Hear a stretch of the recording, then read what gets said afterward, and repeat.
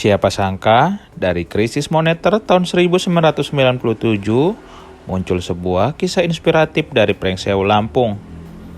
Bambang Cahyo atau yang lebih dikenal dengan Yoyo Kalkun berhasil mengubah tantangan menjadi peluang. Dari hanya beberapa ekor kalkun, kini ia mengembangkan peternakan yang sukses, bahkan berinovasi dengan berbagai produk olahan kalkun. Di Kabupaten Prengsewu, Yoyo membuktikan bahwa kerja keras dan ketekunan bisa mengubah nasib. Berawal dari keterpaksaan akibat krisis ekonomi, Yoyo yang sebelumnya berkecimpung di dunia teknik, memutuskan untuk banting setir ke peternakan kalkun.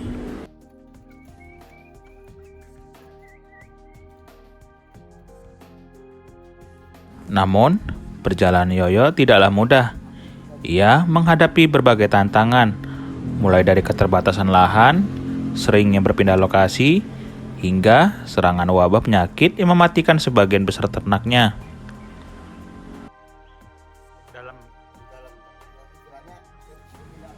Yoyo juga berinovasi dengan mengembangkan berbagai produk olahan kalkun, seperti kalkun panggang, sate kalkun, hingga produk frozen food.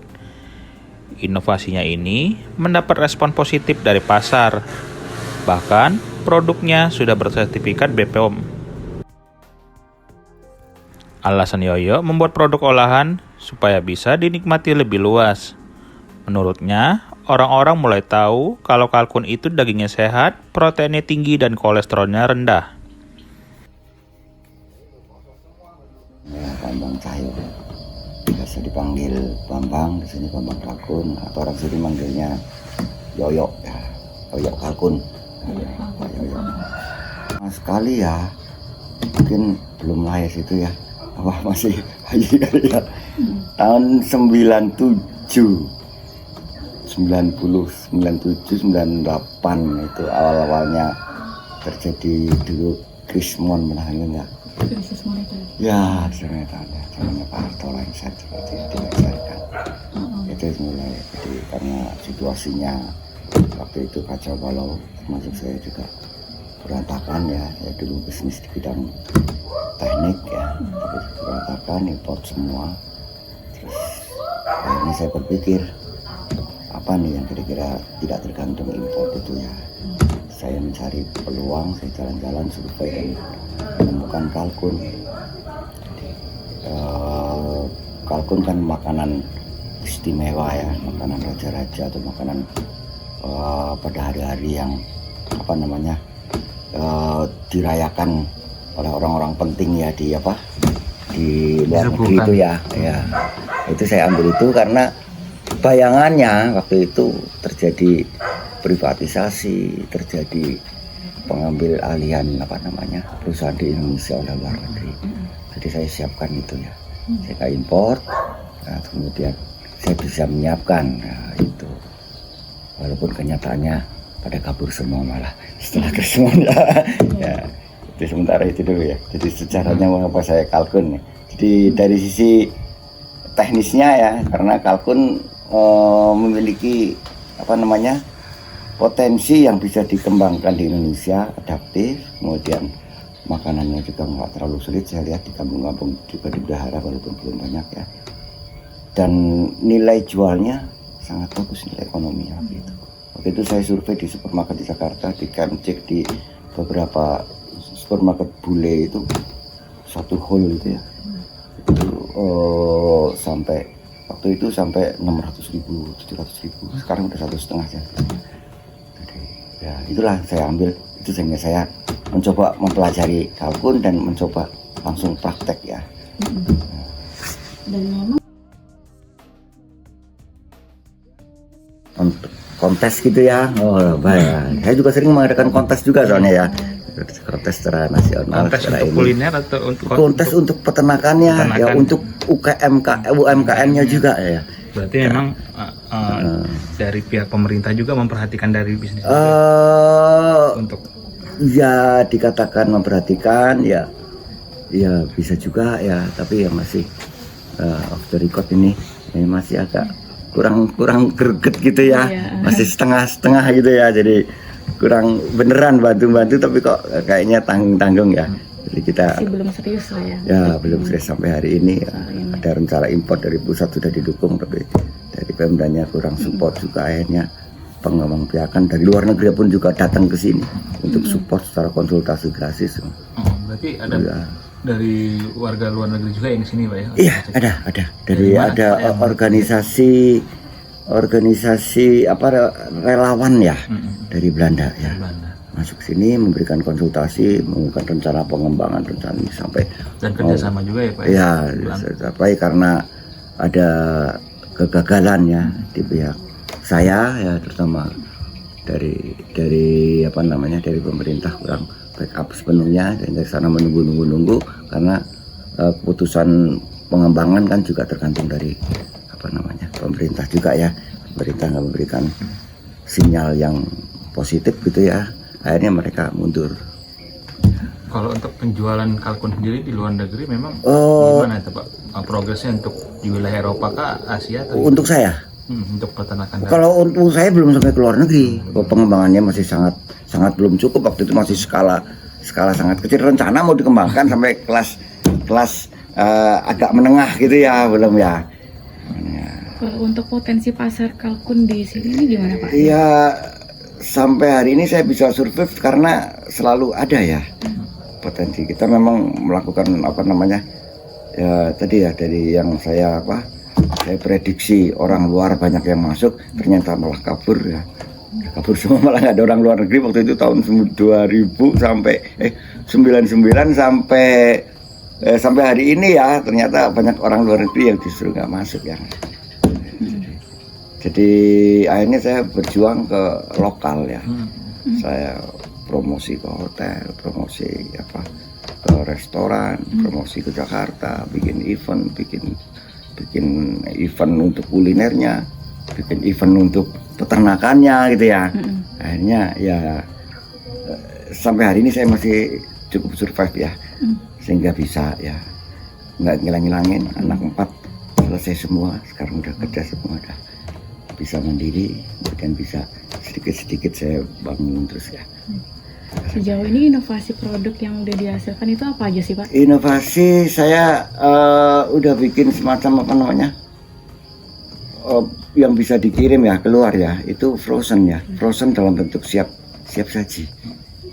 Itu kayak kalkun panggang, terus ada kalkun siap olah gitu ya. Dulu agak lengkap ya, ada sate siap bakar, ada steak siap bakar, semua ini semua ada dalam bungkusan kemasan plastik vakum ya, udah berlabel juga ya. Itu yang terakhir ya. Dan untuk produksinya itu mempekerjakan berapa tenaga kerja? Ya kalau sekarang ini kan ini soalnya peristiwanya itu apa namanya fluktuasinya kebanting-bantingnya istilahnya ya, lebih tepat kebanting-bantingnya itu luar biasa ya. Satu, saya waktu itu masih dikatakan saya pemain tunggal ya, pemain sini ya, nggak ada mitra, walaupun saya akhirnya membuat pelatihan, akhirnya punya mitra juga. Nah, itu dengan berbagai gejolak ekonomi ya, itu gejolak termasuk teknis juga waktu itu, gejolak penyakit ya, flu burung ya, juga kita sempat ambles ya. Terus kemudian kena krismon tahun 2006 juga, itu sempat ini juga. Terus kena covid juga. Nah, Berarti dihantam banyak badai. wah, jangan banyak badai. Jadi wabah penyakit yang saya belum menguasai penyakitnya, tahu-tahu udah sampai populasi di Karang waktu itu di Pekanis populasi udah 2000 saya. 2000 sampai 3000 ya. Kena badai ini saya belum bisa nangani gimana. Akhirnya Dari 2000 sampai sekarang belum tercapai lagi ya ribu. pernah sampai justru dengan kelompok saya sampai hampir 5000 ya di sini ya. Itu pun kena badai lagi ya. Kena badai penyakit wabah, kena waktu itu penyakit Apa sih? apa sih? Penyakit kayak yang nggak pernah saya nggak ngerti juga soalnya penyakitnya. Akhirnya saya pelajari, saya konsultasi dengan beberapa dokter hewan. Itu kena penyakit IB ya, jadi infeksi bakteri, kena virus ya. Terus kena malaria juga pernah, habis ya. Terus tinggal puluhan ekor lah. Berarti mati mendadak ya Pak ya? Ya mendadak sih enggak ya. Cuma- Ya setelah ada gejala-gejala ya saya belum tahu mengatasinya, saya obat-obat aja saya singkirkan aja. Nah, tapi nular habis. Nular ya. Dengan kelopak juga habis. Berat sebetulnya sih enggak ya kalau kita asal mengikuti standar ini ya, pemeliharaan hewan unggas saja sekalian. Apalagi kalau mau mengikuti seperti ayam broiler, ayam ini ya saya kira lebih aman ya. Walaupun namanya wabah gitu, udara ya. Situasi lingkungan kita nggak ngerti total ya, lingkungan sekelilingnya ya banyak wabah kayak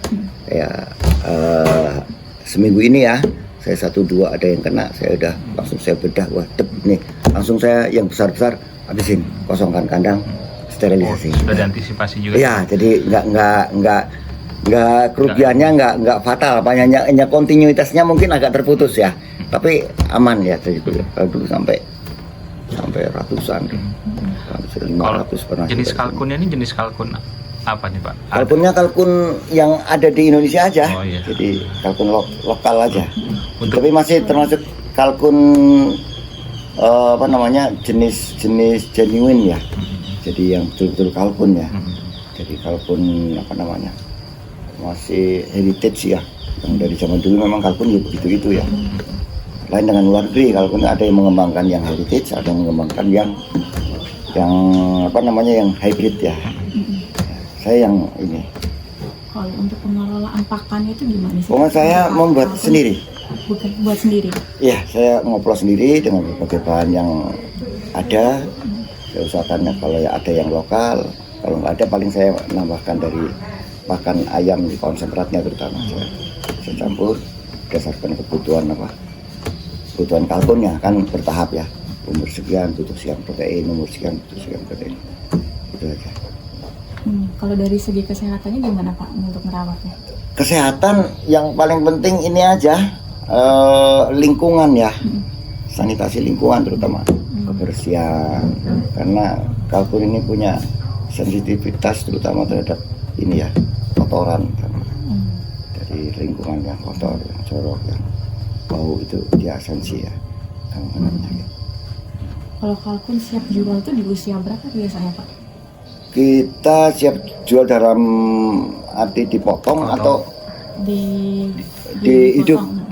Kalau hidup kan dulu saya semua umur saya jual ya, dari kecil sampai indukan saya jual ya. Kita seleksi mana yang untuk dijual, mana yang untuk dipotong, mana yang kita pakai untuk indukan lagi ya. Tapi kalau untuk yang dipotong khususnya kita targetkan itu umur 4 bulan sampai 5 bulan ya, maksimum 6 bulan udah kita potong. Jadi ada yang beli, nggak ada yang beli, kita potong, kita simpan. Kalau indukan sendiri di usia berapa? Indukan itu mulai bisa jadi indukan, mulai seleksi itu umur 3 bulan ya, tapi bisa bertelur itu betinanya rata-rata 6,5 bulan ya. Jantannya kita masukin yang lebih tua dikit ya. Kita 7 bulan, 8 bulan. Kalau kalkun ini bertelur dieram sendiri atau memang pakai pengaraman? Bisa diram sendiri, Bisa ya? bisa melalui mesin tetas ya. Tapi kita lebih banyak melakukan ke mesin tetas ya, karena supaya pemeliharaan di induknya nggak terlalu mengakibatkan perusakan ya, terlalu angkrem ya, terlalu banyak puasa itu kan merusak tubuhnya sehingga produktivitasnya turun malah. Dari zaman dulu ya, visi saya ya, kepengennya ke sana sebagai alternatif unggas ya. Ini berdaging putih, bisa dipelihara secara organik tanpa antibiotik, termasuk saya ini ya, tanpa obat-obatan kimia yang membahayakan kesehatan manusia ya. Itu sangat bisa. Sampai hari ini saya tidak menggunakan antibiotik sama sekali ya. Jadi kalkunnya bisa katakan kalkun. Pakannya pun bisa adaptif. Itu sebagai alternatif selain bernilai jual tinggi, juga nggak terlalu rumit sebetulnya ya. Memang ya harus dengan kekuatan yang bukan hanya dari sendirian aja ya, harus berteman, harus berkelompok. Nah, bahkan seharusnya pemerintah pun harusnya ikut terjun kalau mas, karena segala sesuatu kalau nggak diikuti secara politis saya kira nggak akan jadi ya. Kalau untuk di Pringsewu sendiri, Bapak tergabung di kelompok Oh, dari dulu sih membuat beberapa kelompok, ya sampai membuat koperasi, ada kelompok milenial, kelompok pensiunan ya. Tapi ini terlibas COVID kemarin, bubar semua sekarang ya. Saat ini yang masih bertahan Saya sendiri paling 1-2 orang lah, masih ini ya. Saya mau bergerak seperti dulu, saya udah nggak mampu lagi jalan sana. Dan dulu kan saya sebulan bisa, seminggu 2 kali saya bisa keliling ya. Ini begini, memberikan arahan teknis, memberikan arahan yang kira-kira bisa untuk dikembangkan gitu ya, untuk masing-masing kekuatan kelompok gitu ya. Saya coba. Sekarang udah nggak kuat karena 1-2 orang masih suka main sini, kita ngobrol gitu ya. Udah habis loh. Tidak ada satu keunggulan dari kalkun. Daging kalkun, daging putih, proteinnya jauh lebih tinggi. Bahkan beberapa literatur mengatakan protein daging darat ya, daging yang adalah yang paling tinggi itu kalkun. Ya, itu sampai 24% kalau nggak salah ya tingginya. Ada dokternya lupa di sana kalau nggak salah. Terus kemudian ininya kolesterolnya sangat rendah ya, hanya kalau nggak salah 0,15 miligram ya, 0,015% ya. Lemaknya juga sangat rendah dibandingin yang lain. Dari sisi kesehatan sangat bisa dipelihara secara organik, lain dengan ayam-ayam yang hybrid itu ya. Wah, itu kalau nggak dilakukan pemeliharaan secara SOP mereka ya, termasuk pakannya harus ini, saya berkali-kali coba gagal ya. Tapi ini bisa dengan kreasi sendiri, dengan bahan yang lokal, bisa survive ya. Kira-kira itu keunggulan kalkun yang makanya saya istilahnya coba kembangkan terus, nggak putus ya sampai hari ini. Dari Kabupaten Pringsewu, Okin Rajaya melaporkan.